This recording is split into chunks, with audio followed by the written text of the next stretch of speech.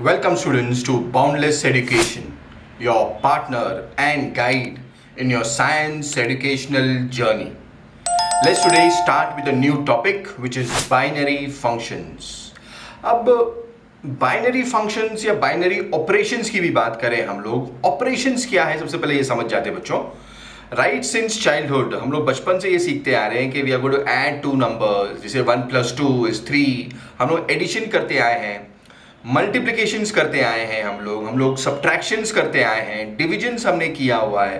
तो जब भी हम दो नंबर्स को या तो ऐड करेंगे या सब्ट्रैक्ट करेंगे या मल्टीप्लाई करेंगे या डिवाइड करेंगे, ये जो प्रोसेस होता है उसको हम ऑपरेशंस बोलते हैं बच्चों. एंड बाइनरी का मतलब होता है जब भी दो टर्म्स के अंदर हम लोग इसको ऐड या सब्ट्रैक्ट या फिर अगर हमने इनको मल्टीप्लाई किया या डिवाइड कर लिया दो टर्म्स के बीच में, तो वो बाइनरी ऑपरेशंस कहलाएगा. डेफिनेशन इज नॉट इंपॉर्टेंट, लेकिन इसके अंदर हम कुछ चीजें लिखेंगे बच्चों जो हमारे लिए समझने के लिए आसान होने वाला है. दो टर्म्स की बात कर रहे हैं हम लोग, इन दो टर्म्स के अंदर we are going to have some kind of operations here. Okay, let's first write this down. एक एक करके हम लोग समझते भी हैं और इनको लिखते भी हैं बच्चों. जैसे अगर मान लो हमारे पास में दो टर्म्स हैं, यानी मान लो एक टर्म ए है, अब यहां पर मैंने स्टार लगा दिया. स्टार क्या होता है? Star is also called as the operator. यानी मैं कौन सा वाला इसके अंदर ऑपरेशन का इस्तेमाल करने वाला हूं, that is going to be an indication of the star. जैसे अगर मान लो हमने डिफाइन कर लिया let a star b equal to a plus b, तो हमने यहां पे क्या ऑपरेशन डिसाइड किया है कि हम ये दो टर्म्स के अंदर ऐड करने वाले हैं. तो होगा क्या, जैसे अगर मान लो मैंने एग्जांपल दे दिया 1 स्टार 1, ये होगा क्या 1 + 1 इज गोइंग टू बी 2. तो इसका मतलब क्या, यानी जो भी टर्म्स हमने यहाँ पे डिफाइन किया है with respect to the star, उसको हमने अप्लाई कर दिया. ये तो हो गया एडिशन की बात. We can also apply for multiplication. जैसे अगर मैंने ए स्टार बी इसको ऐसा डिफाइन किया ए इंटू बी, तो क्या हो जाएगा यहाँ पर, इसका अगर हमने एग्जाम्पल लिखा 3 star 4 will be 3 into 4, that's going to give me 12. ये तो बड़ा इजी था. नाउ अगर मैंने कुछ ऐसे फंक्शंस डिफाइन किए, अब थोड़ा सा हम लोग इंपॉर्टेंट चीज पे आएंगे. अगर मैं एन टू एन ये डिफाइन करता हूं, जैसे कि हमारे पास में यहां पर मेरा डोमेन को डोमेन पे आ जाते हैं, मेरे इनपुट्स आ जाते हैं, चेक करते हैं क्या. अगर मैंने ऐसा डिफाइन कर लिया कि फॉर एन टू एन, यानी हमारे पास में क्या होगा, A और B should belong to natural numbers. यानी मेरा जो A एलिमेंट रहेगा वो भी नेचुरल नंबर, B एलिमेंट रहेगा वो भी नेचुरल नंबर होने वाला है. तो and if I define A star B as A + B, मेरे इनपुट्स नेचुरल नंबर्स थे. तो अगर मान लो मैंने कोई भी दो नेचुरल नंबर्स को ऐड किया, जैसे 7 + 7, या मुझे क्या मिल जाएगा, 14 मिल जाएगा. यानी मेरा इनपुट भी नेचुरल नंबर्स थे, आउटपुट भी नेचुरल नंबर आया. सिमिलरली अगर मैंने ऐसा डिफाइन किया A star B will be equal to A into B, multiplication term हमने इस्तेमाल कर लिया, यानी 7 स्टार 7 कर लिया, ये क्या बन जाएगा 7 into 7, that's going to give me 49. यहां पर इनपुट भी नेचुरल नंबर, आउटपुट भी नेचुरल नंबर, तो हम लोग ये बोल सकते हैं that these two are binary operations of N to N. Therefore addition and multiplication are binary operations for N to N. लेकिन अगर मैंने ऐसा कर लिया बच्चों कि अब ए स्टार बी, अगर मैंने ए माइनस बी कर लिया, इसको मेरे इनपुट नेचुरल नंबर है, आउटपुट भी नेचुरल नंबर्स आने चाहिए.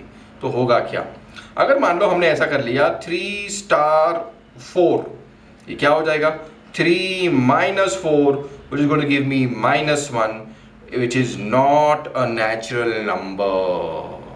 यहाँ पर गड़बड़ हो गई बच्चों.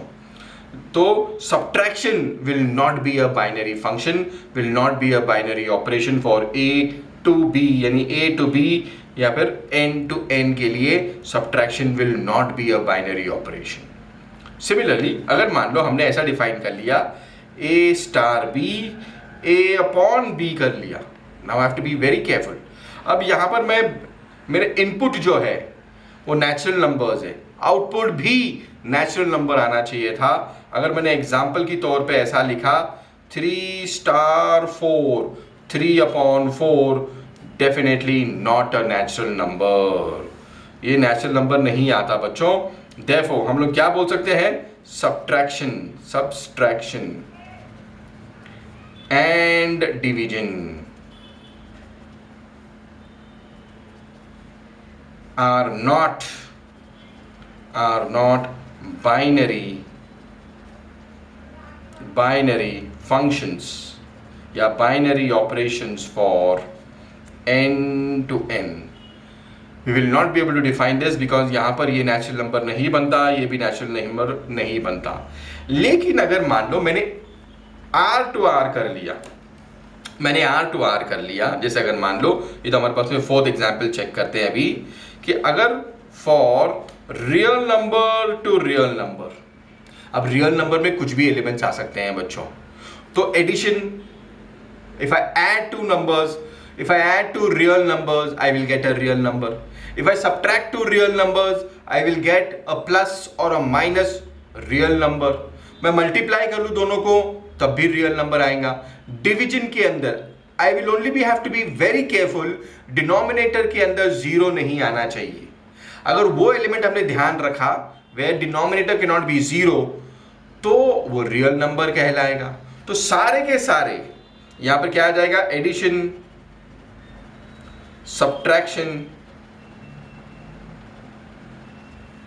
सब्ट्रैक्शन हो गया, देन मल्टीप्लिकेशन, डिवीजन. अभी यहां पर हम लोग ध्यान रखेंगे zero not being in denominator. अगर ये कंडीशन हो जाती है अपनी नेटर NATOR, अगर ये कंडीशन हमारी सेटिस्फाई हो जाती है तो क्या हो जाएगा? Not being in denominator are binary functions of R to R. तो ये ध्यान रखेंगे बच्चों कि भाई यहां पर हमने एडिशन, सब्ट्रैक्शन, मल्टीप्लिकेशन, डिवीजन, हमारा इनपुट भी रियल नंबर था, आउटपुट भी रियल नंबर आया.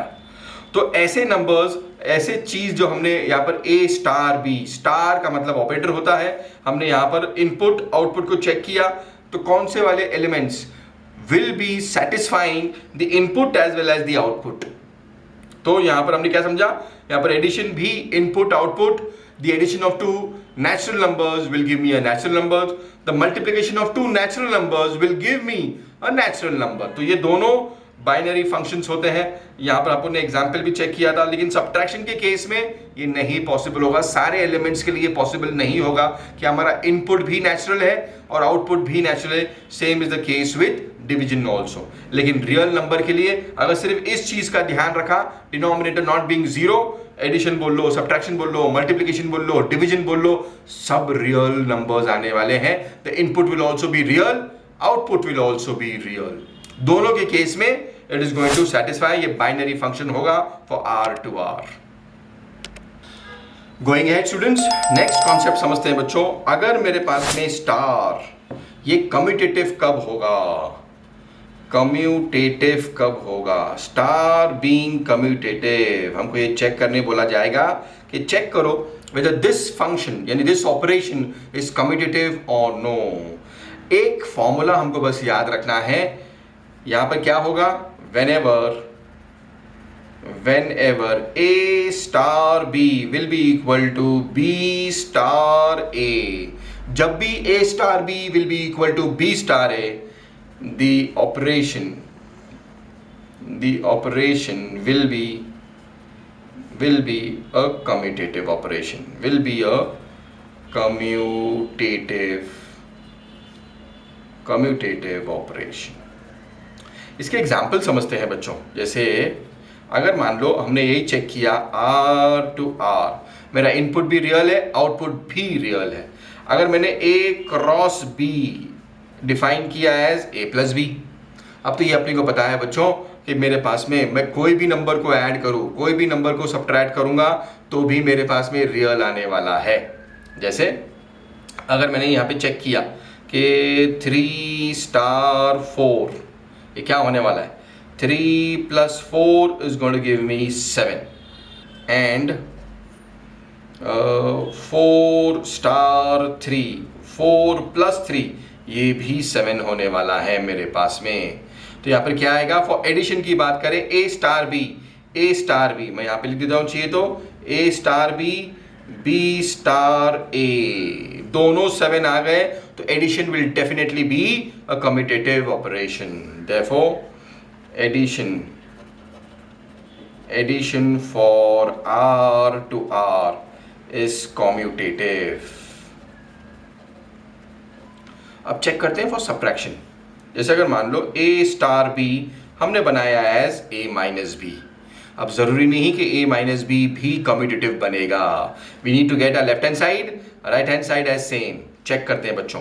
अगर मान लो हमने कुछ ऐसे फंक्शन ले लिए, ऐसे एलिमेंट्स ले लिए कि 1 माइनस 2, ऐसा कर लिया मैंने, 1 माइनस 2 इज -1। अब इसको अगर मैं उल्टा कर लूं, B star A 2 minus 1 is going to give me 1, दोनों सेम नहीं आए। Therefore, subtraction for R to R is not commutative.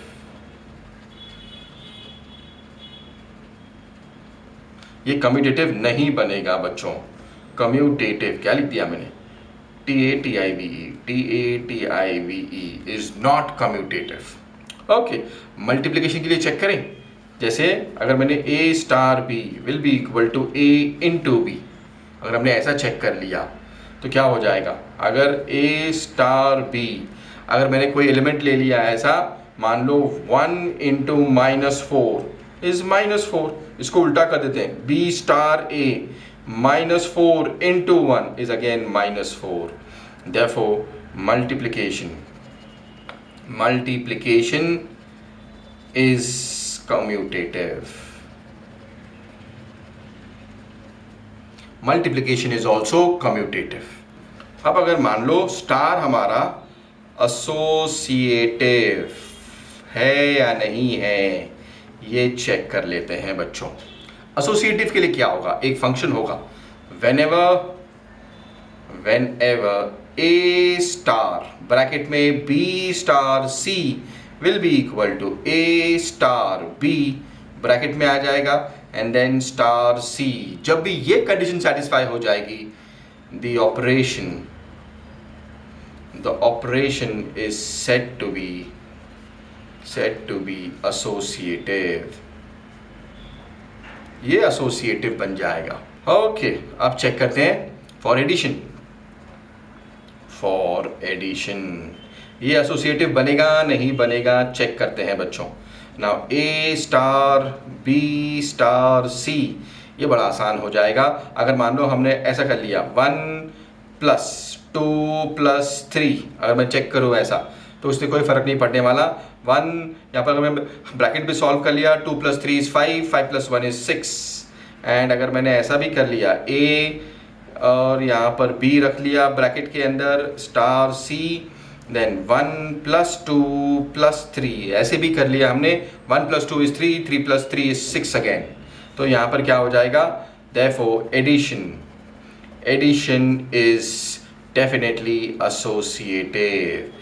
Associative for अगर मान लो हमारे रियल नंबर्स रहेंगे, यहाँ पर हमने R to R कर लिया तो। ओके, अब चेक करते हैं मल्टीप्लिकेशन के लिए भी ये अप्लाई हो जाएगा।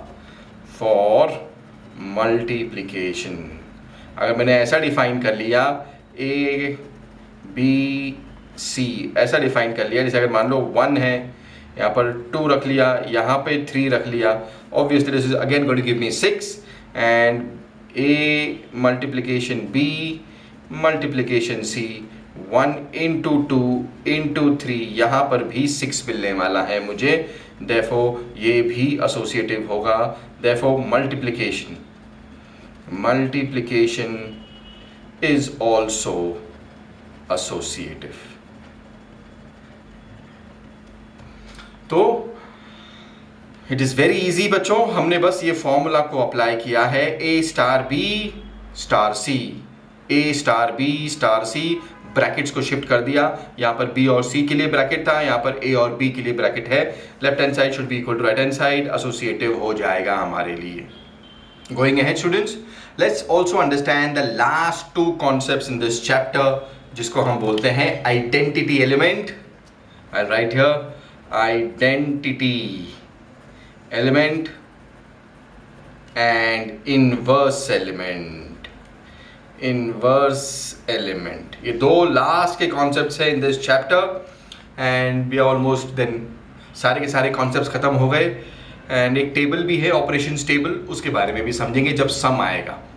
ओके, सबसे पहली बात तो आइडेंटिटी एलिमेंट क्या होता है. जब भी मेरे पास में कोई एक ऑपरेशन ऐसा रहेगा कि A star E will give me A only, यानी अगर मैंने कोई भी ऑपरेशन यहाँ पे लगाया, कोई भी एक एलिमेंट यानी उसको उससे मिलवाया, ये जो टर्म होता है मेरे को ए वापस मिलना चाहिए in my right hand side. A star E should give me A again. तो ये ई जो होता है इसको हम बुलाते हैं आइडेंटिटी एलिमेंट. ये आइडेंटिटी एलिमेंट हो जाता है. जैसे अगर मैं एग्जाम्पल ले लूं फॉर एडिशन, अब मैं ए के साथ में क्या ऐड करूंगा जिसका आंसर मुझे ए मिल जाएगा. तो the answer is very obvious, मैं यहाँ पे 0 लगा दूंगा. तो A plus 0 is going to give me A only. तो 0 here becomes my identity element. यहाँ पर आइडेंटिटी एलिमेंट मेरा 0 बन जाएगा. मल्टीप्लीकेशन की अगर हम बात करें, फॉर मल्टीप्लीकेशन यहां पे क्या बन जाएगा, a multiplied by some term should give me a only. तो हमको क्या मिल जाएगा, यहां पर मैं 1 रख दूंगा. a into 1 is going to give me a. यहां पर ये जो 1 होता है इसको हम बुलाते हैं multiplicative identity, and we can also call this as additive, ADDITIVE, additive identity element, multiplicative element. Okay, तो यहाँ पर हमने ये a इंटू 1 रखा which is a plus 0 is going to give me a only. तो यहाँ पर ये कंडीशन सेटिस्फाई हो रहा. a मैं कोई ना कोई यहाँ पर ऑपरेशंस लगाऊंगा, कोई a star e should give me a only. तो वो e बन जाएगा हमारा आइडेंटिटी एलिमेंट. ऐसे ही फॉर इनवर्स के लिए हम क्या करने वाले हैं, अगर मैंने ए स्टार बी रखा और मुझे मेरा आइडेंटिटी एलिमेंट मिल जाए, A star B is going to give me identity. ये बी जो होता है, बी हम इसको बुलाएंगे as the inverse element. B will become our inverse element. ये तो हमारे पास में आइडेंटिटी एलिमेंट था. जैसे अगर मैं यही से एग्जाम्पल लूं फॉर एडिशन, मेरे पास में a plus some number should give me 0. a plus some number या some element should give me 0. 0 मेरा आइडेंटिटी एलिमेंट था. यहाँ पर ये बन गया मेरे पास में माइनस a. तो यहाँ पर ये माइनस a क्या कहलाएगा, माइनस a हम उसको बुलाएंगे एडिटिव इनवर्स. इसको एडिटिव इनवर्स बुलाया जाएगा. मल्टीप्लिकेशन की बात करें, फॉर मल्टीप्लिकेशन, अब मैं a के साथ में मैं किसको मल्टीप्लाई करूंगा ताकि मेरा आंसर क्या आना चाहिए, माय आंसर शुड बी 1. तो मैंने क्या रखा यहाँ पर, 1/a रख दिया. तो ये 1/a will be multiplicative inverse. तो कॉन्सेप्ट बड़े आसान है बच्चों. a star e should give me a या a star b should give me it's identity element. आज हमने 4 नए टॉपिक्स समझे बच्चों। Let's quickly revise all these 4 topics. सबसे पहली इंपॉर्टेंट बात जो हमने समझी थी वो था एसोसिएटिव वाला, which was A star B star C will be equal to A star B star C। सिर्फ ब्रैकेट्स को हमने रिप्लेस कर दिया। इसके पहले हमने समझा था कम्यूटेटिव वाला, A star B should be equal to B star A, वो कम्यूटेटिव बन जाएगा। देन एसोसिएटिव की भी बात की हमने, एंड देन 2 और कॉन्सेप्ट्स हमने समझे which was identity as well as inverse. Okay, उसके लिए भी डेफिनेशंस थे, A star E is equal to A star B is equal to E। ये दोनों के डेफिनेशंस बन गए थे बच्चों। नेक्स्ट वीडियो में बच्चों we are going to start the exercise 1.4। Feel free to comment below and mail me all your doubts as well. Till then, study smart, study hard. Thank you so much, students, for studying.